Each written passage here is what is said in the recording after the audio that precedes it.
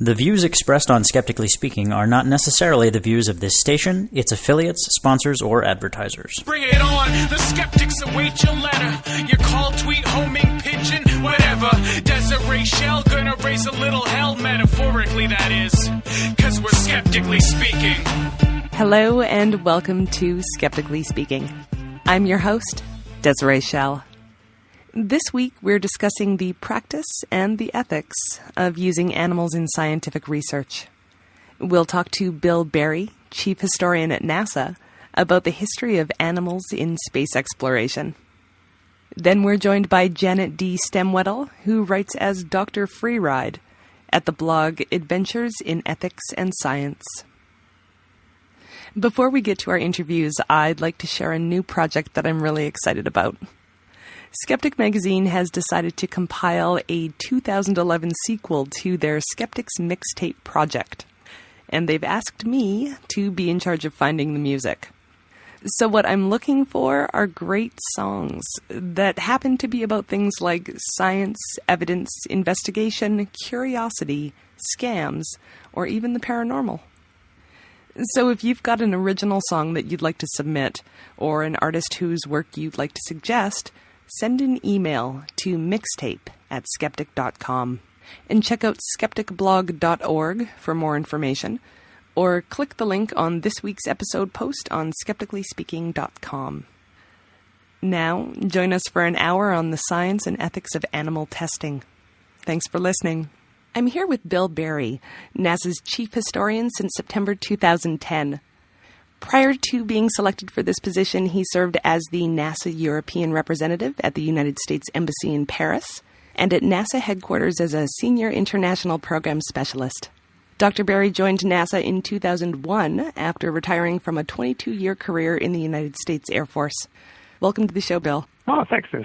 So when animals first started being used in the space program, what was the reasoning behind it? Early on, when mostly it's post-World War II era, late 1940s, early 1950s, when animals were first started to use for high-altitude research is what it was known at the time, and suborbital rocket flights. On both the Soviet side and the U.S. side, elements within each country were interested in potential for human spaceflight in the future and the performance of advanced creatures at high altitudes and under high accelerations. In both the Soviet Union and in the United States, there were fairly active programs to test various kinds of animals on ballistic flights of missiles that were originally developed largely from the V-2 in World War II. But both sides were looking at that sort of technology and building their own versions of it to do high-altitude research of various sorts, and part of that was biological. So there were testing programs on both sides. The U.S. used mice and rats and things like that, but they quickly graduated to primate testing, largely small monkeys for the most part. On the Soviet side, interestingly enough, they used mostly dogs, maybe because they didn't have many primates available in Kazakhstan and other places where they were launching these rockets from. Well, maybe tell us about some of the animals and their roles. Well, for example, the first U.S. flight that we know of anyway was in June 1948, and it was on a modified V-2 that the U.S. had captured, and we launched it from a test facility in White Sands, New Mexico, and it was a rhesus monkey that was launched. And I think they were perhaps hoping to recover, but unfortunately recovery procedures weren't all that good at that point. So Albert was killed on impact when it came back down again. And there were a couple of those flights like that in 1948, 1949 period where the U.S. launched rhesus monkeys. There was a second Albert that went up a couple months later, and there were mice. The first successful one, I think, was in 1949, late 1949, December. Albert number 4, another rhesus monkey, was instrumented up. They launched them, and they actually had a very successful flight and came back down to Earth, and they were able to follow up on other things. The main thing was to see what the impact of acceleration on a rocket would be on primates, and whether they could withstand the acceleration going up and acceleration coming back down, and also what would happen in periods of reduced gravity, and whether or not the radiation in outer space might be a hazard to them, although they were up there for fairly brief periods, just a couple of minutes at a time. Animal testing is definitely currently a controversial topic. Was it at the time? I don't think it was at all. Interestingly enough, there were probably I would suspect that there are people who knew about it. There may have been some resistance to it. I know that, for example, when the Soviets launched a dog into orbit in 1957, Laika, there was no plan to recover Laika at all because they didn't have the technology to bring a vehicle back from orbit.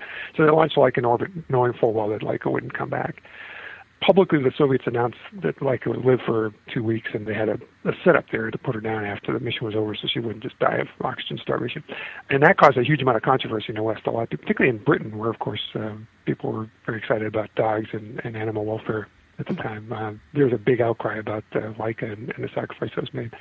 So I think when it came to people's attentions, I think at least some people were critical of what was perceived as a cavalier attitude towards animal welfare at the time. Well, how I found you was NASA's A Brief History of Animals in Space page, and we have linked to that on our website. But it mentions that after the manned lunar landing of Apollo 11, that the role of animals was limited to the status of biological payload. So what does that mean? I'm not sure that's necessarily a big change in the status. Early on, of course, they were trying to determine whether or not advanced creatures of various sorts, particularly primates, could function in a microgravity environment, and whether the radiation environment in space would be deadly to them or not. And that was ascertained fairly early on that wasn't a big problem. And for relatively short flights, and as the flights got longer, that was sort of the focus of attention.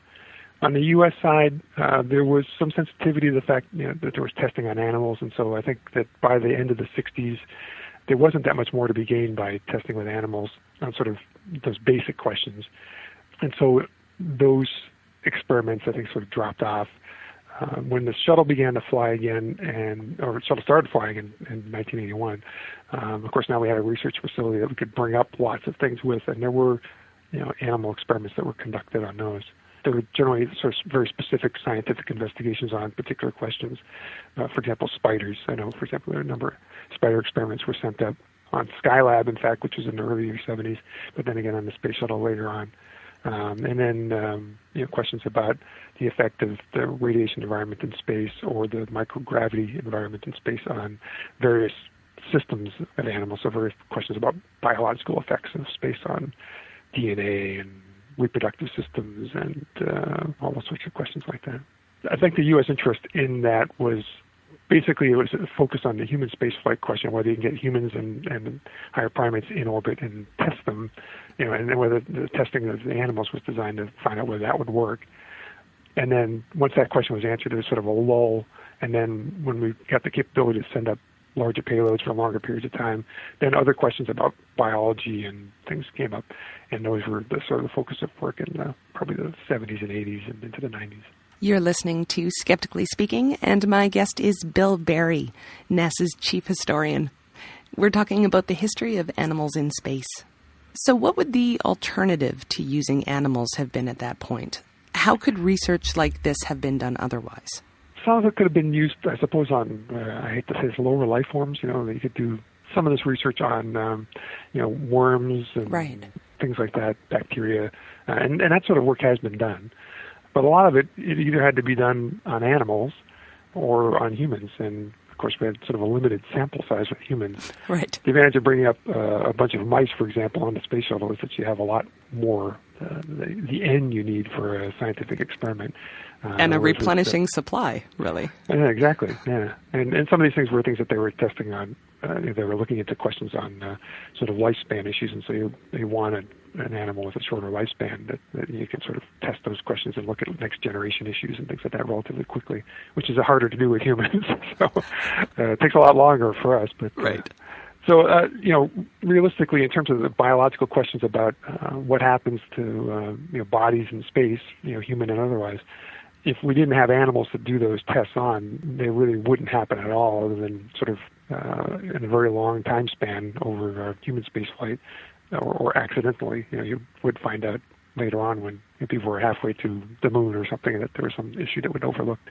Well, how about present day? How are animals integrated into missions now? For the most part, on the U.S. side, and I'm not an expert on current research because I'm a historian, so I know more about what happened in the past. But the in-flight research is largely limited to small animals. I know there's work going on to build a small animal enclosure to use on the International Space Station, mainly for mice. There have been fish and plants brought up.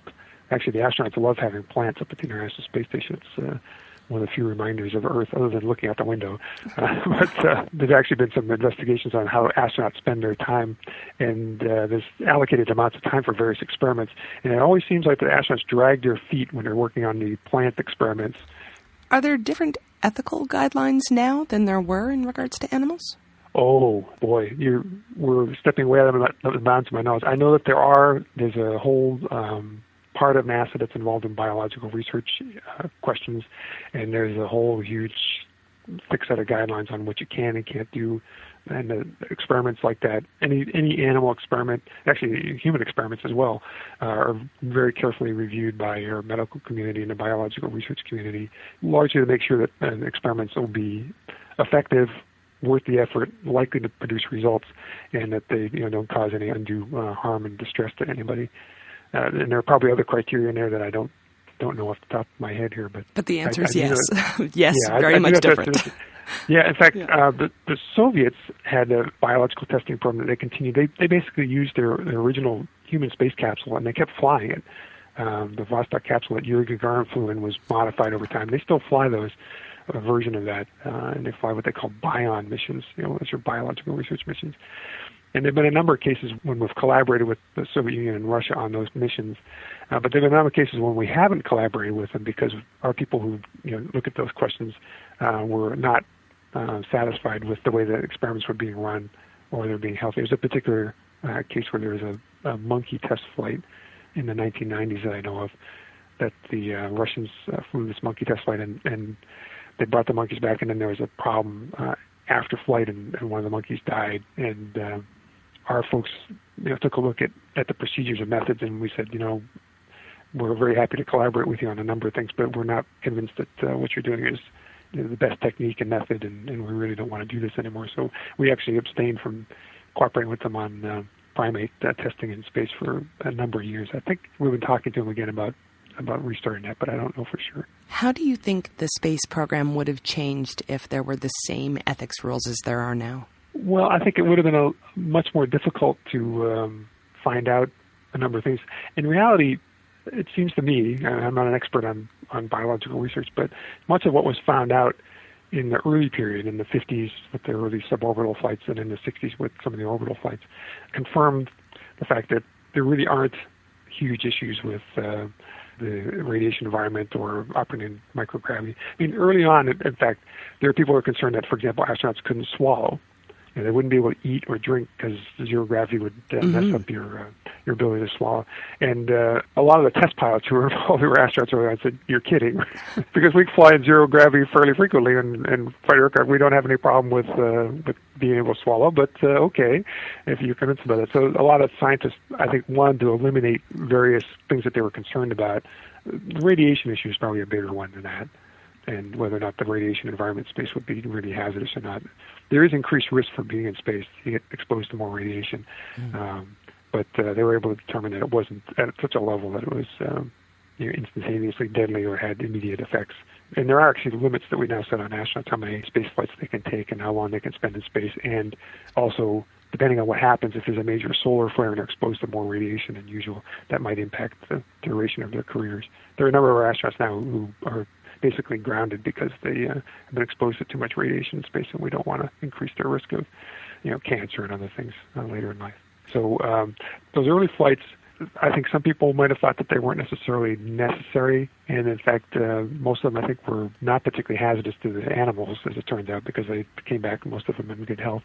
The bigger hazard was when rockets exploded on launch and things like that, where we lost animals and on that or in re-entry failures. But nowadays, there are biological experiments that go on animals and various missions, and there are all these rigid criteria that are very closely watched because we do all this in public and it's a civil thing, and particularly in the United States anyway, our people who pay taxes here want to make sure that we're not doing things with their money that they don't want us to do. So absolutely, we're very careful. Thanks very much for being here, Bill. Oh, it's my pleasure. I hope your readers will enjoy our website. If they have any questions, there's an email address on our website there. They can feel free to drop us an email, and we'll be happy to answer any questions they might have. And they are very prompt for reference. And we'll be right back with Janet Stemwedel to talk about animal testing after this.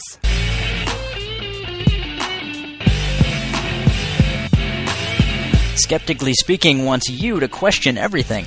To be a part of the discussion, call and record your question on our listener question line at Speak 73101. That's 773-257-3101. Long-distance charges may apply. Sunday nights at 6 Mountain Time, join our Ustream chat room to listen and ask questions as we record interviews live. Just click the Listen Online button at skepticallyspeaking.com. You can also email your questions and comments to live@skepticallyspeaking.com, or if you're on Twitter, tweet us at Skeptical Radio. To find out where Skeptically Speaking airs near you, to listen to past episodes, or download the weekly podcast, check out our website at skepticallyspeaking.com. While you're there, follow the links to connect with us on our Facebook page, our Twitter feed, or to subscribe to the show in iTunes. And now, back to the show. My guest today is Janet D. Stemwedel. Janet is an associate professor of philosophy at San Jose State University. She earned PhDs in chemistry and in philosophy from Stanford. Her research, teaching, and blogging focus on the ethical practice of science and on issues in the philosophy of science. A supporter of humane, ethical animal research, she's also a vegetarian and the guardian of an adopted lab rabbit. Thanks for being here, Janet. Thank you, Desiree. So to start out, let's talk about the current role of animals in research. What kind of studies are they involved in? There's all manner of research going on right now involving animals. There's work to test medical devices and drugs, the preliminary studies before one moves on to study clinical research with humans. And it's worth pointing out that at least some of the medical advances that animals contribute to benefit animals as well. They contribute to what veterinarians can draw on to treat companion animals. There's also research on behavioral type questions. And it's worth pointing out, too, that a great deal of research involving animals is field work, actually, work aimed at understanding what's going on with animals in habitats that are more and more impacted by human activity of various sorts, and finding out what we need to know to actually maybe help animals in the wild. So how does a research team decide what kind of animals to use in a test? Well, ideally, it should be the same kind of process that scientists use whenever they're looking at a big, complicated question about the world and trying to find a good model for understanding it. It should be a question that looks at what kind of system is like the real one we're trying to understand in relevant respects, but is also simple enough that it will be experimentally tractable, that it will have fewer moving parts, if you like, so it'll be easier to understand what's going on. So sometimes what that means is you're looking, if you're looking at a scientific question that has to do with genetics, it's probably advantageous to find an animal model where the animals you're using actually have much quicker generations than, say, humans do, because that way you answer the question quicker. Every now and then you get the feeling that animal models are chosen intentionally but not correctly. So one of the examples I became aware of recently is in testing of the safety of the chemical bisphenol A, which is often called BPA, and it's a compound that's used to make polycarbonate plastics and epoxy resins. And there's been worries about the safety of BPA because it's similar to the hormone estrogen in its structure. And so if you look at mass media reports on the research on BPA safety, the mass media usually says, oh, there's been mixed results here. So some studies indicating that it can have significant impacts on health and others not so much. But it turns out if you unmix those studies, the government studies, I believe this is the U.S. government, but I would have to go back and check, on the safety of BPA have 90% of them have found evidence that BPA has significant health impacts. Of the industry studies on the safety of BPA, none of them in this group found evidence that BPA had significant health impacts. And it turns out that this may have been because these industry studies used a strain of rat that was known to be insensitive to estrogen. So that's an example of choosing an animal model that shows perhaps the results that industries that profit by selling a certain kind of chemical might want to find in their research. Whereas, of course, people who are committed to playing for team science and want to find out what the truth is, regardless of whether that helps the bottom line, are going to be more inclined to say, maybe we should make sure at least some of the testing we do here involves animals that, don't have this special feature that might get in the way of finding a real answer to this scientific question. Well, is it also that animals are chosen based on sort of similar internal structures to what the researchers are studying? Often that's the case, right? So if you're studying something to do with kidneys, obviously you want an animal that has kidneys. So looking for relevant kinds of similarities. And it's not enough to say, well, we are doing research that ultimately we hope will answer a question on human health, to say, give me the animal that's closest to humans. It's which aspect of human health. For some aspects, understanding humans, we might do better looking at mice. For others, we might do better looking at rabbits.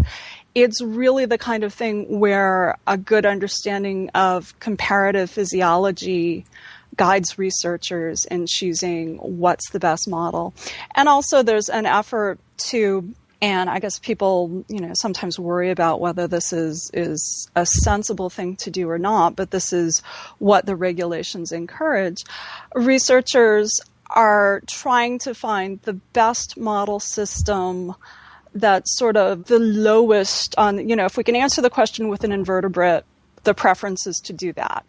If we need to go to a mammal, the preference is to use mice over monkeys. So we're sort of guided somewhat by our sense not only of anatomical and physiological similarities, but also we're noticing that the closer you get to humans in certain respects, like self-awareness, the less comfortable we are doing scientific research in those animals unless that's really the only system that's going to help us answer the question. And you've brought up about 10 points there that we're going to continue on and discuss.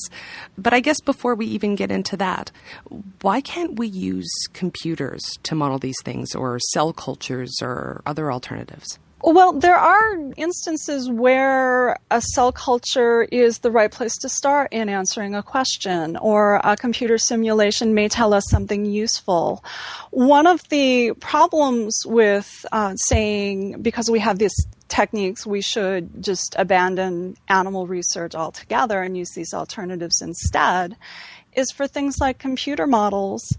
The goodness of our model depends completely on our understanding of the system we're modeling. Right. Unless you have sort of the A to Z knowledge of how to build a perfectly working virtual mouse that will respond in all ways like a real mouse would to a brand new input, and how would you get that information except by doing a whole lot of experiments with real live mice?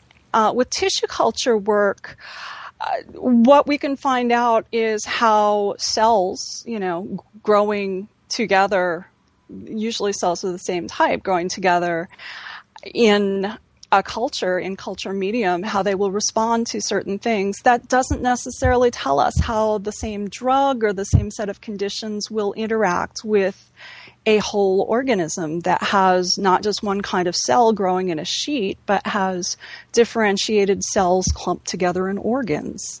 Now, that being said, is science and are scientists actively trying to find technology and trying to model those biological processes so that at some point animal testing would stop? Scientists are looking for as many ways as they can to reduce the amount of animal testing.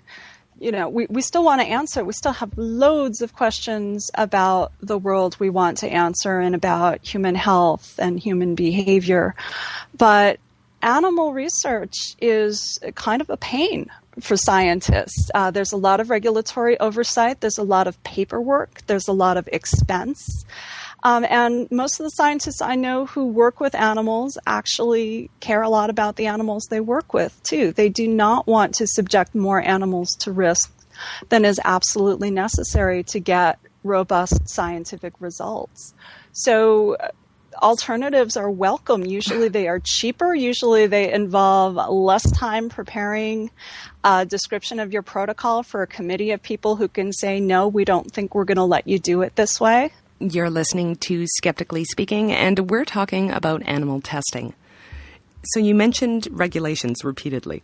First of all, are they specific to each institution, or is there an external body? In the United States, there is a body of law that started with the Animal Welfare Act and has been subject to significant amendments that guides what is legal to do in the context of scientific research with animals.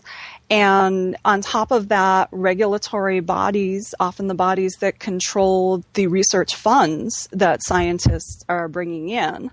And I can't think of a university at any rate that could get by without federal research funds. So the universities are pretty serious about it. So there is regulation that is applied. The mechanism by which it is applied to particular research projects in academic settings is through something called an Institutional Animal Care and Use Committee, which we usually call an IACUC, because who has time to say Institutional Animal Care and Use Committee over and over again?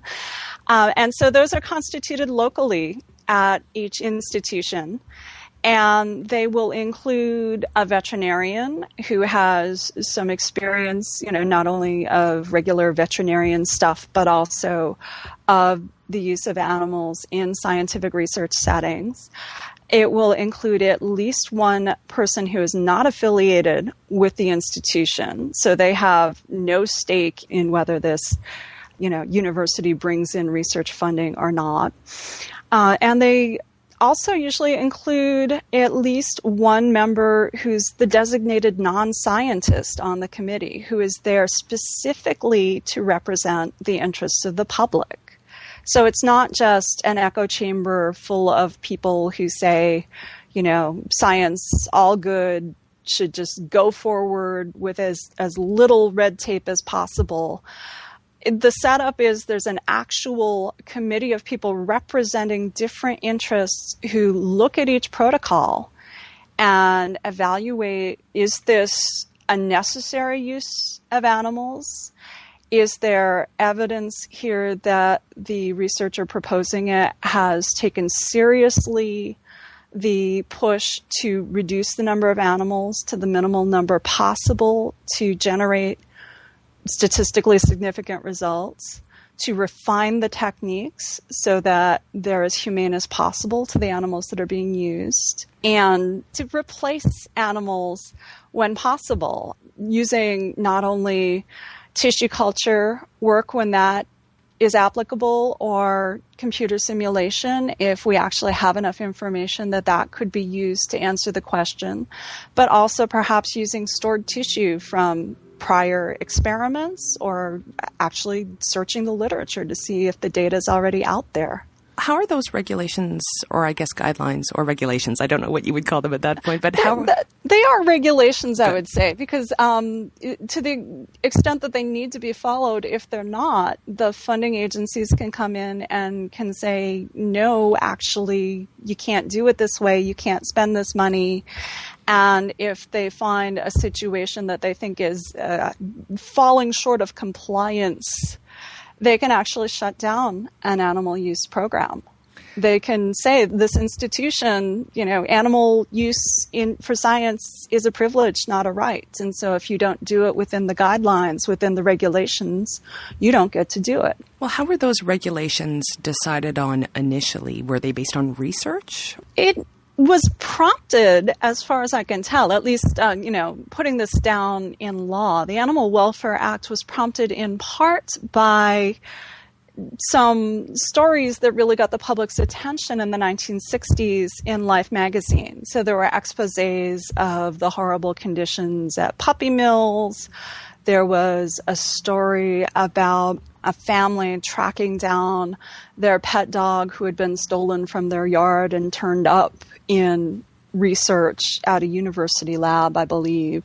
So there were things that were happening that were not to the public's liking. And the public, being the public, got in touch with their elected officials and said, this is not good, this should not be happening. The elected officials said, yes, we agree, and they made a law. There has been a healthy dialogue since the initial Animal Welfare Act, and I think there should be, trying to balance what are our sentiments towards animals with what are the other interests we have as a society that might require that we do some additional animal research over what's been done so far. So, we love animals as a society, at least enough to have an Animal Welfare Act. But we also care for members of our society who have illnesses that maybe don't have good treatments yet. And if we want to take care of those members of our society as well, maybe that's going to require some amount of animal research. Are there different guidelines around different kinds of research?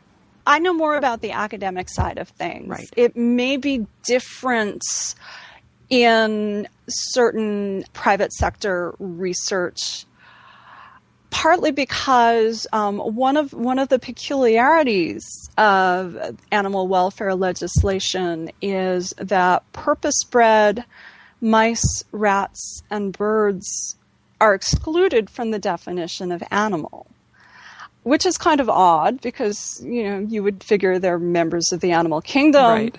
They sure look and, smell like animals and act like animals.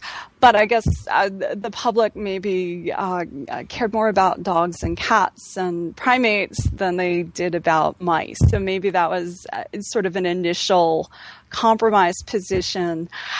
As a practical matter, even though, at least, and I guess it's complicated too, I should pull back a little. In the United States, the regulations that come from the U.S. Department of Agriculture are slightly different, perhaps, from those attached to money from the National Institutes of Health.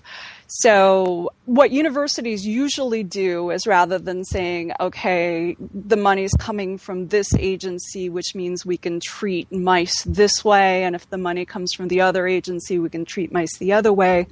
Usually universities err in the direction of just applying the strictest regulations across the board, because that way it's easiest to stay in compliance. In the private sector, where maybe there's more focused research, I don't know if it always goes down that way. Are there different regulations between essential and non-essential research? And what does that mean, really? And this is the question. It needs to be the case that the scientists putting the protocols forward to be approved are making a persuasive argument that the knowledge they're building using animals is important knowledge, that it's going to be contributing in some valuable way to our understanding.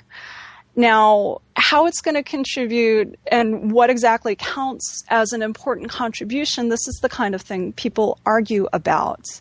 This is the kind of thing that when it's campaign season, politicians, have a field day choosing titles of scientific studies to trot out to say, well, clearly this is your tax dollars and mine being flushed down the toilet, because who cares about honeybee behavior or, something that sounds really abstract. This research on fruit flies, what could it possibly have to do with human health? And that's what it takes the scientist, the good scientist at a cocktail party who's had practice, at least a good 5 minutes to explain to you how this particular piece of knowledge down the road could help you in some direct way. So I don't think there's a clear litmus test of what is necessary research and what's not. I can tell you, as someone who has sat on an IACUC for some years, that the IACUC doesn't necessarily just nod and take the scientist's word for it. Actually, especially the more animals that are being used, the higher animals that are being used, the better an argument the IACUC wants to see that this is research that needs to happen. And especially if it's invasive research. Let's just mention the one that seems completely unnecessary at this point, which is cosmetics. So is there any way that can still be considered essential research? At least in the United States, the law says if you're going to put an ingredient in a cosmetic, it has to have been tested for safety.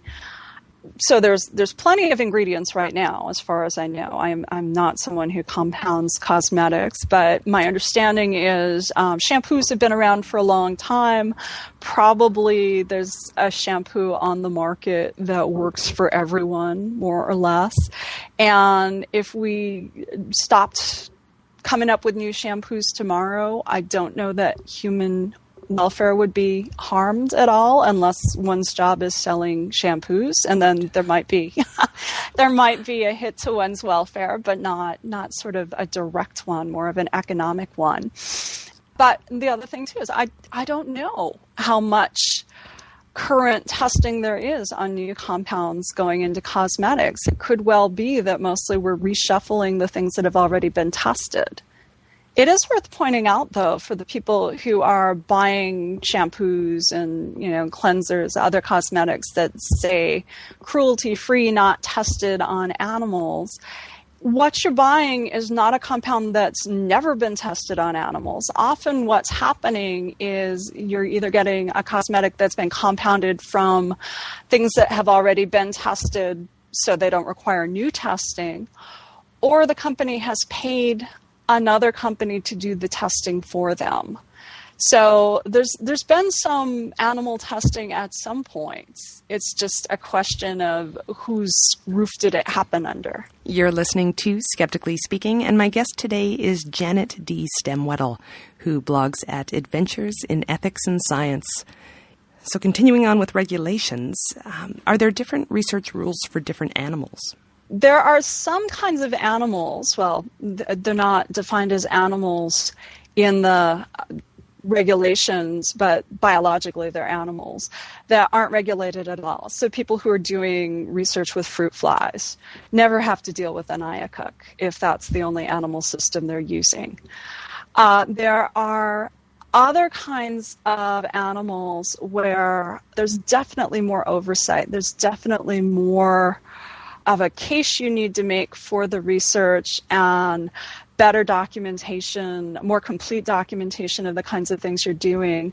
So it's a very different kind of thing to do research with mice than it is to do research with monkeys. The monkeys are definitely going to get closer scrutiny, and that's probably as it should be. And that's the kind of thing that institutions are going to take quite seriously as well, not only because they want to stay in good with the government that provides the research funds, but also, the public is likely to get more worked up about whether primate research is necessary, whether it's being conducted humanely, whether it's contributing in an important way to our knowledge, than they will about a creature that if they found it in their garage, they'd probably go get the sticky traps. We actually have a question on that topic from the website. It's from Cuttlefish. Cephalopods are given what amounts to honorable vertebrate status in experiments, allegedly because their complex behavior is more akin to rats than to, say, scallops. To what extent is our policy based on how warm and fuzzy a creature is? Is behavior our proxy for consciousness? Or is behavior the actual concern, and consciousness irrelevant? How do we make the decisions? Right. And this is, I think, where we start to get into the fuzzy territory between the regulations and the gut check that the people approving the protocol have to make. Right. And I actually suspect that the regulations were specifically set up to make some of these judgment calls not a matter of law, but really a matter of where the sentiments of, this cross-section of the public. Now, for some philosophers, actually, sentience and possibly self-awareness on top of sentience is the thing that makes the moral difference, that makes us have to take animals and their response to various things seriously. For other people, that's not necessarily where they're going to draw the moral line, but it may be a practical concern from the point of view of the scientists and their ability to conduct the work. Because scientists, they're not robots. They have feelings too. So part of why we take pain and distress seriously in animals if research is creating pain or distress, part of why those need to be minimized or managed is, not just because the regulations say so, but because otherwise it's distressing to the researchers. How does one assess pain and distress? My understanding is that procedures that cause pain and distress in humans should be assumed to cause similar pain and distress in animals. Exactly, okay. Unless there is positive evidence to the contrary. And that's actually, part of the guidance that the IACUCs get. So how do you assess? Because non-human animals sometimes show discomfort, distress, and pain differently than humans do. So one of the things that is recommended, in addition to assuming in the absence of evidence otherwise that if a procedure could cause pain or distress in humans, it may also cause that pain or distress in other animals, you might end up looking at, can we set up a pilot study to observe how a handful of animals respond in the conditions you're proposing, and to see what kinds of observable signs we can get, and figure out from the literature that already exists whether they're consistent with this is an animal in distress or this is an animal who's perfectly happy going along being their animal-y self. There's clinical signs that researchers try to keep track of to see, how can you tell? Is this frog properly anesthetized? Well, how does it respond when you pinch their toe? That's a real clear kind of question you can ask. And the body of literature on animal pain and distress is growing, and I think researchers, I hope, are getting better at doing literature searches that will give them relevant information when they're proposing new research, to be able to say, because it's research, something brand new, we don't actually know exactly how it's going to play out, but given the other information that's out there, here's the best information we have, and here's what we are prepared to do as we watch what's happening with the animal to manage any pain or distress that may occur. You're listening to Skeptically Speaking, and we'll be right back to talk more about animal testing after this.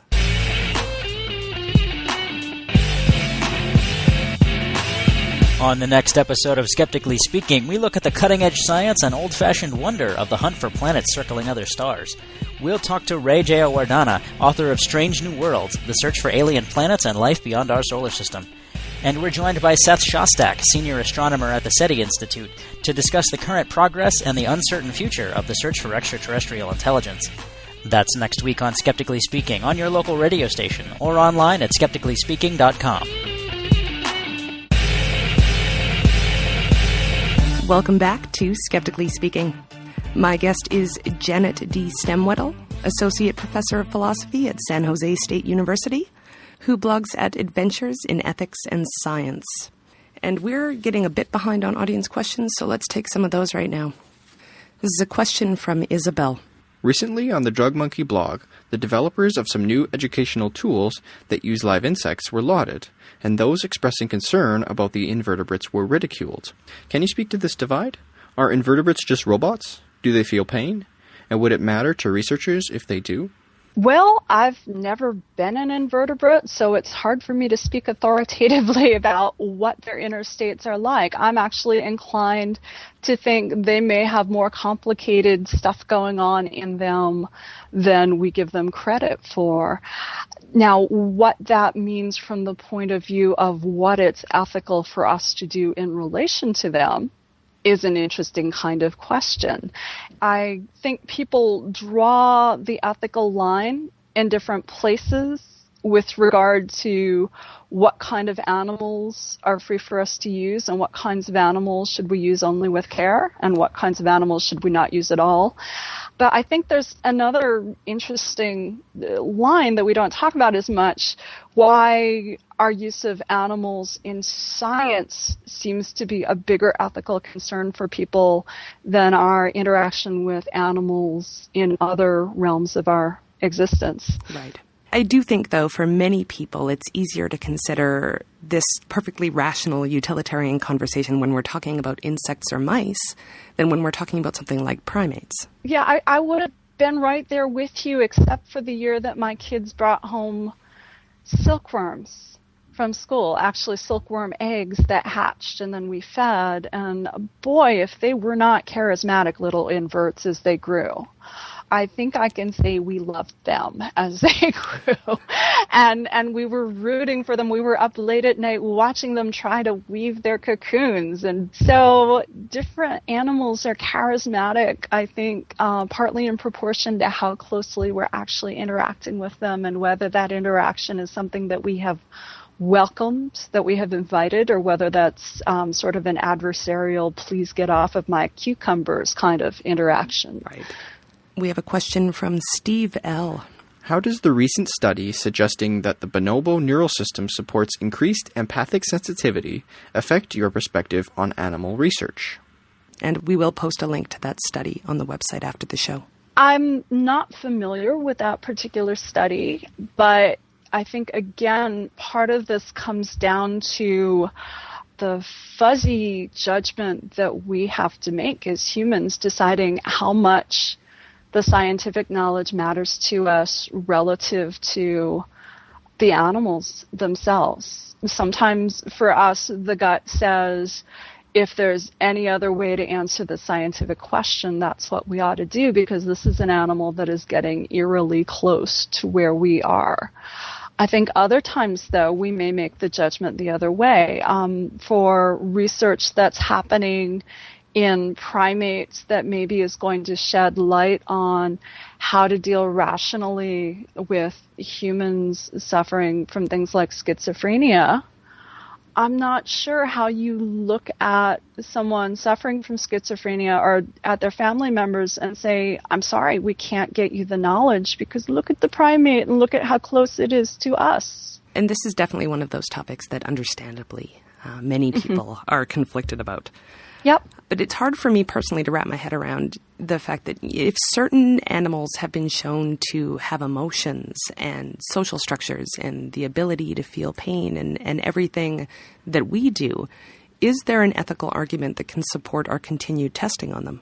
I guess it depends on the extent to which we prioritize solving the problems that are affecting people who we know what they're suffering because they can tell us. Right. I guess that's the hard thing. Certainly, I would be the last person to say that we shouldn't care about, the happiness of a rabbit or a mouse. But the extent to which our ability to reflect on our own feelings, our own physical sensations, creates a whole nother level of mental stuff going on.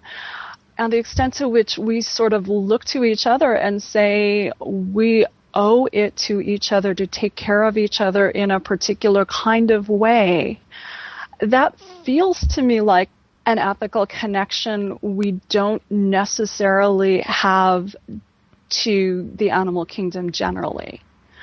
At least if we do, I think it's complicated. I think in the same way, actually, that we know that we have duties to our immediate family members that at least feel different in strength and if not in kind from the duties we have to people halfway around the world from us. I think there's something like that going on too. So it's not that we devalue what the animals have going on. It's that we're trying to balance it with other stuff that feels closer to us and more pertinent for us to address. And we have another question from Len. If someone's position is that it's speciesist to consider animals anything less than human equivalents, is it really possible to have any kind of effective public dialogue about animal testing? They're coming at it from a radically different moral starting point. There's no common ground there. I'm not committed to the idea that just having that different moral position means that you can't have a dialogue with someone. I think once the moral position is coupled with a willingness to say, I am going to do bad things to people who have different moral positions than me, then maybe dialogue is not on the table so much. But it's worth noting for people who are concerned about what's happening to animals in scientific contexts, that the state of regulations reflects an animal welfare position. It actually does not give scientists free hand to do whatever they want to in the name of knowledge building. Because as a society, we value animals and we think animal suffering is something that ought to be minimized. Here are the limits. So it probably doesn't make the person who's committed to thoroughgoing animal rights happy, but neither does it make the person who holds the position that animals are completely different from us ethically happy. Now, we're having this lovely, polite discussion, and that's perfect, but there are people who are not having that conversation. They are sending death threats. That's correct. And there's people getting those. Facilities. Yep. Yeah. So have you experienced anything like that? I have briefly been the subject of mostly an internet. It was an encouragement, I think, for people to send angry email or make angry phone calls to me because I was going to be part of a dialogue about the scientific and ethical aspects of animal research. I have not done any animal research at all as an academic philosopher, perhaps surprisingly enough. It was for having the audacity to want to talk about ways that maybe animal research could be done ethically. But I do know people who have had their cars firebombed. I know people who have received phone calls and letters threatening themselves, their family members with murder, with rape, with things falling just short of those, just for being involved with animal research at all. And it's pretty scary. You don't know who's following you as you walk from your office to your car. You don't know who might be following your kids to or from school. So it really does change the climate, and I think it's changing the climate in a way that's not to the public's benefit or to the animals' benefit. I think the animals probably have their welfare looked after best in an environment where scientists feel like they can comfortably share, not just with the people overseeing their research, but with the public. And then the public can engage in a robust discussion saying, okay, that's great, but we don't need medical science to cure death. We'll be okay living, to a lifespan of 90. We don't need to live to 120. We have a question from Gold in Wellington, New Zealand. One of the obvious alternatives is testing on the human animal. What are the accepted boundaries that are in place for human testing? If people are able to give consent, should there be any boundaries at all? Probably there should be, because people sometimes consent to things on the basis of less than perfect information, and they actually consent to things that would open them up to harms that are not acceptable, even if the experiment would produce some really valuable information on the other end.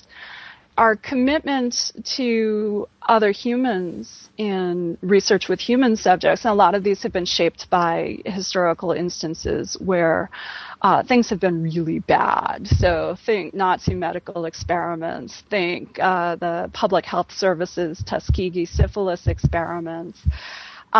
These are situations we don't want to repeat. And so as a result of that, the regulations on research with human subjects draw some lines saying you cannot, under any conditions, knowingly expose your human subjects to, risks like death, permanent disability, harm to their personality, and all the risks that they undertake have to be balanced out by the promise of some result that's going to be equally valuable.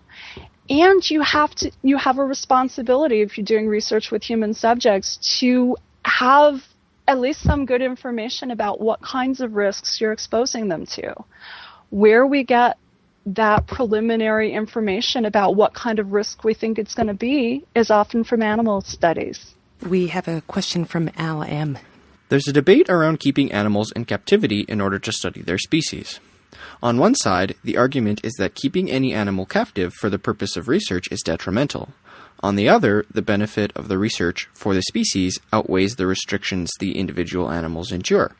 But is it not the case that some animals thrive in captivity, experience less stress, and live longer, healthier lives? In the case of captive dolphins, is it not the case that they can choose to escape their pens, swimming into the open ocean, but choose captivity? If so, how are we to interpret this behavior? I will confess to not being as familiar with the captive pens that the dolphins are in and their ability to break out of them or not, as some others might be. But it does seem like there are instances where, indeed, the animals can have very good lives in captivity, and possibly more so than they might in the wild, where there's all kinds of unpredictable stuff going on, not just from humans, but from predators. So I think it's complicated, would be the short answer to that. And I think recognizing the complications, saying that, some of the research with animals is invasive and probably even painful. Other kinds of research with animals, even when the animals are captive, the animals are probably having a pretty good time, and maybe much better a time than they might be having out in the wild, trying to find food rather than having it provided, trying to dodge from predators rather than having them kept out. And recognizing the complexities is something that we probably should do. And I am going to give the last question to Baitor. If we can raise animals for meat ethically, humanely, how successful are we in the equivalent for using animals for research? I suspect that actually the purpose-bred animals raised for research are in better shape than what is happening for most of the animals in the meat industry. And partly this is because the scientists, for some reason, have gotten a lot more scrutiny from the public, maybe, than the meat industry, at least until lately. Part of it, too, is scientists have figured out that stressed out animals, unhealthy animals, don't give very reliable data. To the extent that the meat industry has gotten more humane, my understanding is part of what has driven that is the argument that humanely raising and then humanely slaughtering the animals makes them taste better. Again, as someone who hasn't eaten meat since the 80s, it's hard for me to say whether that's so or not, but maybe part of what's driving us to get humane in both of these contexts is purely pragmatic considerations. I know there are many other questions that the audience has sent in, but we are out of time. Janet, thanks very much for coming on the show to talk about this. Thank you for having me. You can read Janet D. Stemwedel's blog at scientopia.org/blogs/ethics and science. There's also a link to it on our website at skepticallyspeaking.com. While you're there, do click the links to Facebook, to Twitter, and to iTunes, where you can subscribe to the show, listen to past episodes, or leave a review. Thanks for listening, and we'll see you next week on Skeptically Speaking. Bring it on, the skeptics await your letter. Your call, tweet, homing, pigeon, whatever. Desiree Shell, gonna raise a little hell, break the spell of Pavlov's bells. Cause we're skeptically speaking on mind reading, tarot cards and witches, psychics, and their spoon-bending mind tricks. All the humbug, flim-flam, frauds and shams, the charlatan woo. I don't think you understand. It's the hocus pocus, out of focus locus, eroding the brain, making gains on the hopeless. Let the crystal ball fall, smash on the floor. Leave the pieces alone, we don't need them anymore. Just a microscope, telescope, magnifier, reading in between the lines of these lies. Bring it on, the skeptics await your letter, your call, tweet, homing, pigeon, whatever. Desiree Shell, gonna raise a little hell, metaphorically that is, cause we're skeptically speaking. Skeptically Speaking is produced with the support of CJSR 88.5 FM in Edmonton, Alberta, Canada. Our studio assistants are Brent Kelly and Lisa Skovanek. Ryan Bromsgrove is our studio technician and research assistant. The show is produced and edited by K.O. Myers. Our theme song was written and recorded by A.OK. And I'm your host, Desiree Shell.